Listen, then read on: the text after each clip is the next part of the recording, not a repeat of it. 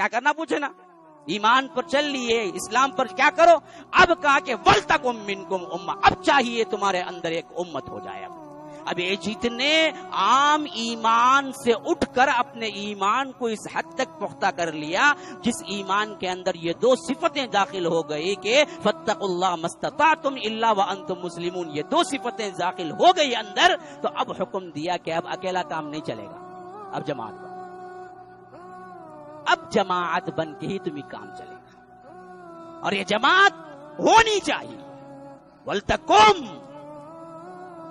یہ حکم کا صیغہ ہے, چاہیے کہ تم بنو ایک جماعت. الگ الگ پریکٹسنگ مسلمان, اس کی دعوت اسلام نے کبھی نہیں دی ہے, یاد رکھیے. جب بھی حکم آیا صیغہ جمع کا آیا, یا ایھا الذین آمنوا, یا ایھا الذین آمنوا, یا ایھا الذین آمنوا, یا ایھا الانسان, اکا دکا جگہ آئے گا, اکا دکا, اور وہ بھی مکی صورتوں میں. مدنی صورتوں میں ایک ہی صیغہ آیا ہے, یا ایھا الذین آمنو, سب مل کے لوگوں ایمان لانے والوں تم ایک جماعت کی شکل میں. یہ جو آج چلا نا, یہی اصل ہماری بربادی کی جڑ ہے, یاد رکھنا. جب تک ہم جماعت تھے کوئی مائی کا لال ہماری طرف ٹیڑھی آنکھیں سے دیکھنے کے بھی لیے تیار نہیں تھا. جب ہم نے ٹکڑے ٹکڑے کر دیے, ہمارے اندر کا جماعت کا جو عنصر ہے وہ عنصر کو بالکل بھلا دیا, اور انڈیویجول پریکٹسنگ ایک مسلمان کو ہی صحیح مسلمان سمجھنے لگے, وہیں ہمارے سے خامیاں شروع ہوئی, وہیں ہماری غلطی ہوئی سب سے بڑی. اور یہ اس حد تک ہم عادی ہو گئے کہ بڑے بڑے علماء بھی اب جماعت کا نام لے کے نہیں بولتے, بس اچھے رہو, نمازیں پڑھو, روزہ رکھو, صرف اتنی ہی باتیں کرتے ہیں. بالجماع بنو, یہ بہت کم ہے. حالانکہ بالجماع نہیں بنو گے تو تم پریکٹسنگ مسلمان بھی نہیں بن سکتے صحیح طور. بالجماع بنو, قوت تبھی پیدا ہوگی نا جی. قوت اکیلے سے کیا پیدا ہوتی ہے؟ وہ جو محاورہ ہے نا, ہزار چڑیاں بھی ایک حد تک کیا ہے متحد ہو جائیں تو شیر کا مقابلہ, چڑی ایک چڑیا, لیکن وہ ہزاروں لاکھوں کی تعداد میں جمع ہو جائیں تو ایک شیر کا مقابلہ کر سکتی ہے. جماعت ہونی چاہیے. آپ جائیے, ریت اٹھا لیجیے, ریت اٹھا لیجیے, اور اس ریت کے ذرات کو اپنی مٹھی میں لے لیجیے. بڑا بہترین یہ مثال میں دے رہا ہوں جو آپ کو سمجھ آئے گی اتحاد اور قوت کے اعتبار سے. آپ اٹھا لیجئے کتنی چاہے ریت, موٹے موٹے ریت اٹھا لیجئے, اور اس ریت کو اپنی مٹھی میں لے لیجئے. پھر آپ کانچ کو اٹھا کر اس کو مارتے رہیں, اس کو مارتے رہیں, آئینہ توڑے گا. ریت مٹھی بھر اٹھائی, آئینے کو مارا, پھر اٹھائی, پھر مارا, آئینے پہ کچھ اثر ہوگا؟ نہیں, کچھ نہیں اثر ہوگا. وہی ریت کو آپ اندر سے تھوڑا سا پانی ڈال دیں اور اس مٹی کو آپ گوند دیں, پھر اس کو کیا ہے وہ گوندے ہوئے کو ایک بہترین شکل دے دیں, ایک بال جیسی شکل دے دیں, پھر اس کو سکھا دیں, اس کو مضبوط کر لیں, پھر وہ وہی ریت سے بنا ہوا جو آپ کے ہاتھ میں بال ہوگا اس سے اٹھا کے آپ شیشے کو ایک مرتبہ ماریں, کریک تو کیا ہے بلکہ ٹکڑے ٹکڑے ہو جائے گا. وہی ریت تھی نا جو ریت اس سے پہلے تم نے مٹھی میں اٹھا کے پھینکی تھی. اس میں اتحاد نہیں تھا, اس میں اتحاد آ گیا. فرق صرف اتنا تھا دونوں میں. تو اے انفرادی منتشر ہماری قوت کبھی کامیاب نہیں ہوگی, تم لاکھ چیخیں چلائیں. ہمارے اندر خود اسلام کی صحیح پریکٹس آنی ہو تو ہم بالجماع ہونے چاہیے. تبھی تو چار لوگ پوچھیں گے نا بھائی غلط کر رہے ہو, بیٹھے بیٹھے اچھا رہتا, جاگو شیونگ کر لے گا. آیا تھا کئی کوئی شیونگ کرا, میں دیکھا آئینے میں کیسا کی دکھا, نہیں تو انہیں بولی کا تھا. ارے بیوقوف, شیونگ کرنا تیرے ہاتھ میں ہے. اگر جماعت ہوگی تو اس نوجوان کو پٹے پہ لائیں گے. ہم ہیں پوچھنے والے تجھے, ہماری جماعت میں تو منہ نہیں دکھا سکتا, بیٹھے بیٹھے اٹھ کے جا کیوں شیونگ کیا تو؟ چار لوگ پوچھنے والے ہوں گے نا, اس ڈر سے ادھر ادھر نہیں بھٹکے گا نا جی. یہی تو جماعت کا کام ہے. بھائی آپ کو معلوم نہیں وہ مشہور ترین واقعہ غزوہ تبوک میں کیا ہوا تھا؟ کعب بن مالک، مرارہ بن ربی، ہلال بن امیہ، 3 صحابی بالکل پکے سچے صحابی، بدری صحابی، ان میں بدری صحابی بھی ہیں. لیکن صرف ہوا کیا، اللہ کے رسول غزوہ تبوک کے لیے نکلے، یہ تینوں صحابہ بس سستی کی وجہ سے نہیں جا سکتے. خاص کر کعب بن مالک کہتے ہیں میں جوان تھا، میری حالت تو صرف ایک ہی وجہ تھی کہ میرے پاس نیا نیا اس وقت تازہ تازہ گھوڑا تھا اور بڑا بہترین گھوڑا تھا، اور اللہ نے مال بھی اس وقت اچھا دیا تھا.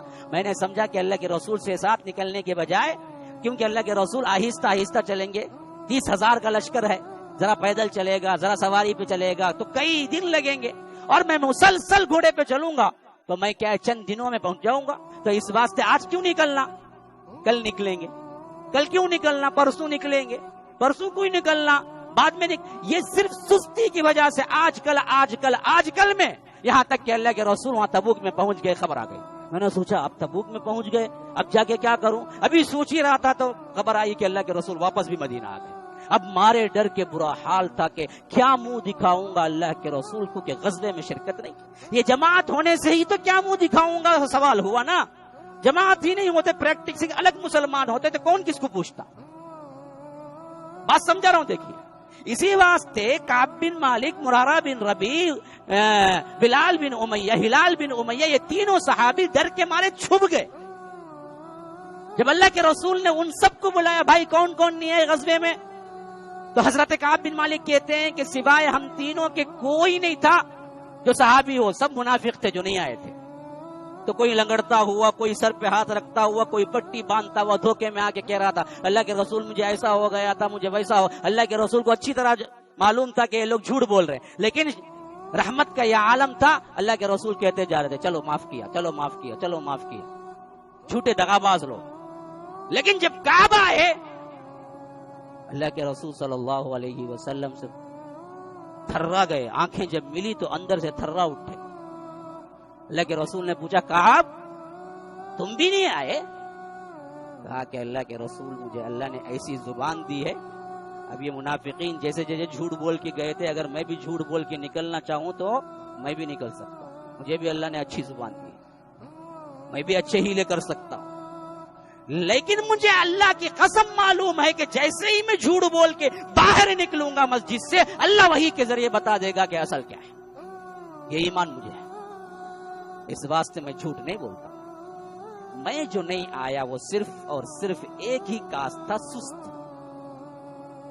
آج میں دراصل ذرا سستی سے آج نکلوں گا، کل نکلوں گا، کل نکلوں گا، آج نکلوں گا میں، آپ واپس آ گئے.